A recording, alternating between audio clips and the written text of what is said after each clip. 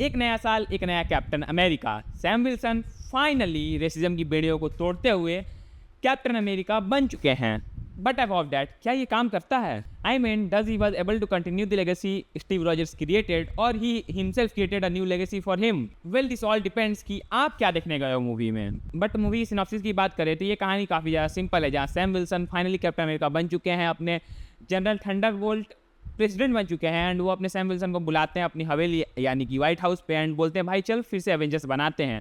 And उस Avengers वाली बनाने वाली पूरी मीटिंग में कुछ कांड होता है, एंड दोनों के बीच में एक लाइन क्रिएट हो जाती है, एंड दोनों अपने अपने रास्ते निकल जाते हैं अपने तरीके से चीज़ों को सॉल्व करने के लिए। एंड यहाँ तक तो ये कहानी समवट स्पाइस पेन आज पॉलिटिकल ड्रामा, या फिर मैं कहूँ सिंपली एक थ्रिलर कहानी फील होती है। बट जैसे कहानी प्रोसीड करती है, आपको चीज़ें पता चलती हैं, काफ़ी ये डेफिनेट एंड प्रेडिक्टेबल हो जाता है आपके लिए, कि वो एमसीयू का प्रॉपर टेम्पलेट बन चुका है कि भाई उन्हें स्टार्टिंग में क्या दिखाना है, बीच में क्या दिखाना है, लास्ट में क्या दिखाना है। एंड वो अपने सिनेमैटिक चॉइसेस को, अपने स्टोरी टेलिंग को, स्क्रीन प्ले को कुछ भी फेरबदल नहीं करते हैं, जिसके कारण कहीं ना कहीं जो कोर एमसीयू की ऑडियंस है ना हमारी जैसी, उन्हें पता होता है कि अब क्या आने वाला है। स्पेशली इनके ट्रेलर टीजर तो 99% चीज़ें स्पॉइल कर देते। बट एक और चीज़ है, जैसे जैसे कहानी आगे बढ़ती है ना, आपको सैम विल्सन में स्टीव रॉजर्स के कुछ ग्लिम्सेस दिखते हैं, बट एक नए तरीके के साथ। मतलब लास्ट आते आते उस बंदे को रियलाइज़ हो जाता है कि Steve never wanted him to be Steve Rogers, but he actually wanted him to be him. And वो चीज़ सैम विल्सन को समझ में आती है, and he works on that, and उसी के साथ अपने बाकी चीज़ें जिस तरह से एंट्री मारते हैं, एंड पूरा वो ज्ञानी बाबा बन के ज्ञान पेलते हैं ना सैम को, भाई वो चीज़ें काफ़ी बढ़िया थी। एंड भाई अपने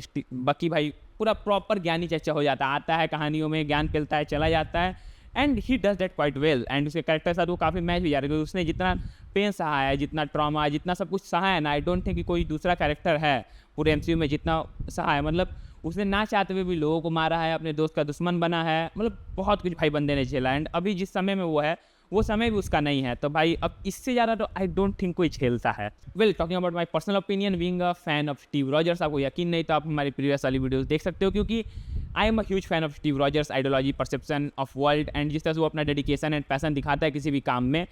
एंड जब मैंने इस मूवी को देखा तो मुझे इस कहानी ओवरऑल राइटिंग में वो डेडिकेशन एंड वो परसेप्शन ऑफ वर्ल्ड व्यू उतना पसंद नहीं आया, बहुत एवरेज सी ये मूवी मुझे फील होती है। बट अगर हम कैप्टन अमेरिका की बात करें तो ऑब्वियसली मेरे लिए ये वाला कैप्टन अमेरिका उस तरह का मार्क नहीं छोड़ पाया। अगर हम captain America the first Avenger movie देखते हैं, तो जो कैप्टन का जो पूरा मार्क है ना आपके कैरेक्टर के ऊपर, वो बहुत इंसेन डीप है, मतलब इंसेनली डीप, मतलब वो आपके दिल में एक दाग छोड़ के जाता है। बट ये कहानी वो दाग नहीं छोड़ती, एंड जिसका बेसिक रीज़न था मूवी की problem with stakes perception.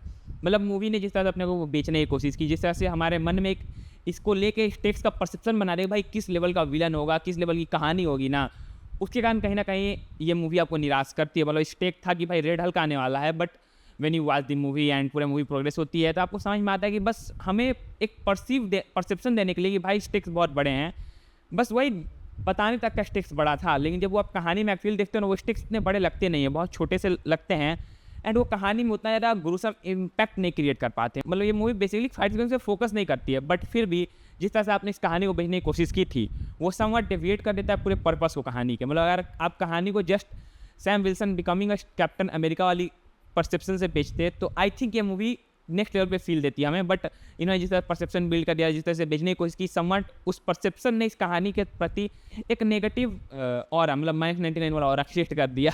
But अगर आपको याद हो तो स्टीव और जैसे फैल्कन की बॉन्डिंग थी स्टार्टिंग में, अब वही बॉन्डिंग हमें सैम और उसके फैल्कन के बीच में देखने को मिल रही है, एंड वो काफ़ी अच्छी है, बढ़िया लगता है देख के। एंड आपको एक ओल्ड नॉस्टैल्जिया वाली फील भी होती है भाई, जैसे फैल्कन स्टीव के साथ मिल के काम करना चाहता था, फैल्कन के पास भी, मतलब नए कैप्टन के पास भी उसका फैल्कन है जो उसके साथ मिल के काम करना चाहता है, उसको लुकअप टू करता है, and that white quite impressive take for the movie. मतलब उन्होंने उस चीज़ को इंक्लूड किया, उस लेगेसी को कंटिन्यू करने के लिए, एक पार्ट ऑफ द लेगेसी को कंटिन्यू करने के लिए। बेसिकली ये जो कैप्टन अमेरिका वो एक अपनी लेगेसी बनाएगा, स्टीव रॉजर्स की लेगेसी रहेगी, बट वो हमें अब कहानियों में देखने को नहीं मिलेगी। सैम विल्सन एक अपनी लेगेसी क्रिएट करेगा यहाँ से, आई होप सो। अगर क्योंकि अभी तक जितना भी हमने देखा इस कहानी में, ये वैसे ही फील दे रहा है।